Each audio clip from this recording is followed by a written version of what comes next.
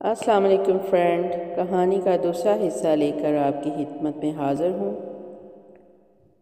اب تک وہاں کوئی ایسا نہ تھا جو ان باتوں کا انتظام کرتا، ظالموں سے مظلوموں کو بچاتا اور جسے سمندر کی سطح پر امن قائم کرنے کا خیال آتا۔ پریوں کے لیے یہ کام کم نہ تھے۔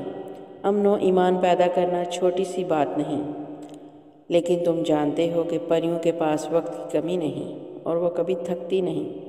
اس لیے مصروف ہو کر وہ اتنی خوش ہوئیں کہ پورے 1 مہینے تک چاندنی رات میں بھی کھیلنے کودنے کے لیے سمندر کے کنارے پر نہ آئیں۔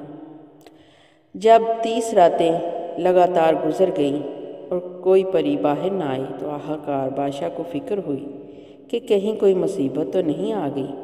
کیا بات ہے کہ پریاں سمندر سے باہر نہیں آئیں؟ اس نے ان کی خبر لینے کے لیے اپنا ایلچی بھیجا۔ ایلچی سمندر میں پریوں کے پاس پہنچا، ان کا حال پوچھا اور بادشاہ کا پیغام دیا۔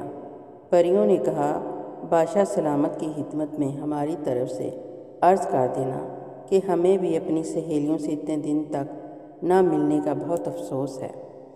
ہم کو یہاں آ کر اتنی خوشی اور اس قدر مصروفیت رہی کہ معلوم نہ ہوا کہ کتنا وقت گزر گیا۔ آج رات ہم ضرور حاضر ہوں گے اور اب تک جو گزرا وہ سنائیں گے۔ رات ہوئی تو پریاں سمندر کے کنارے پانی سے باہر نکل آئیں۔ سارا پرستان ان سے ملنے کے لیے جمع ہو گیا، اور جب انہوں نے سمندر کی تہہ کے عجیب و غریب حالات اور وہاں کی مخلوق کا ذکر کیا تو بادشاہ، ملکہ اور تمام درباری پریاں حیران رہ گئیں اور بڑی دلچسپی لی۔ بادشاہ نے کہا کہ تم بہت اچھی نیک دل پریاں ہو۔ تم کو اس کا صلہ ملنا چاہیے۔ چونکہ تمہاری مصروفیت بہت زیادہ ہے، تمہارا رہنا بھی ٹھہرا دور دراز، اس لیے مناسب ہے کہ تم اپنا بادشاہ بھی الگ بنا لو اور لہروں کے نیچے اپنی سلطنت قائم کر لو۔ شاہی خاندان میں سے ایک شہزادہ تمہارا بادشاہ بن سکتا ہے۔ تم اس کے رہنے کے لیے ایک محل بناؤ جس میں جا کر وہ رہے اور تم پر حکومت کرے۔ سمندر کی پریاں خوش ہو گئیں۔ انہوں نے بادشاہ کا شکریہ ادا کیا کہ انہیں اپنا علیحدہ بادشاہ ملا اور اپنی الگ سلطنت حاصل ہوئی۔ وہ اپنے نئے بادشاہ کے محل کی تعمیر کرنے کے لیے سمندر میں چلی گئیں۔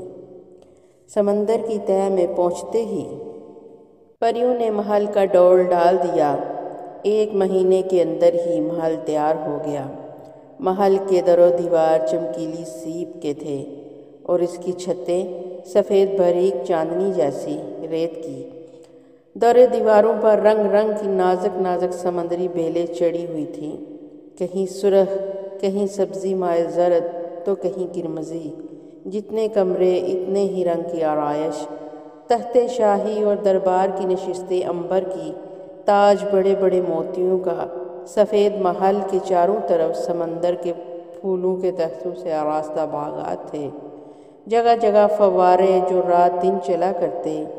رات کی روشنی کے لیے چمکتی ہوئی مچھلیاں تھیں جو ہر طرف اپنے چمکیلے جسموں سے روشنی پھیلاتی پھرتیں اور جہاں ہر وقت اجالے کی ضرورت ہوتی۔ دوستو، کہانی ابھی باقی ہے۔ اس کہانی کا تیسرا اور آخری حصہ انشاءاللہ اگلی ویڈیو میں ضرور آپ تک پہنچ جائے گا۔ دعاؤں میں یاد رکھیے گا اور مجھے سپورٹ کیجیے گا پلیز۔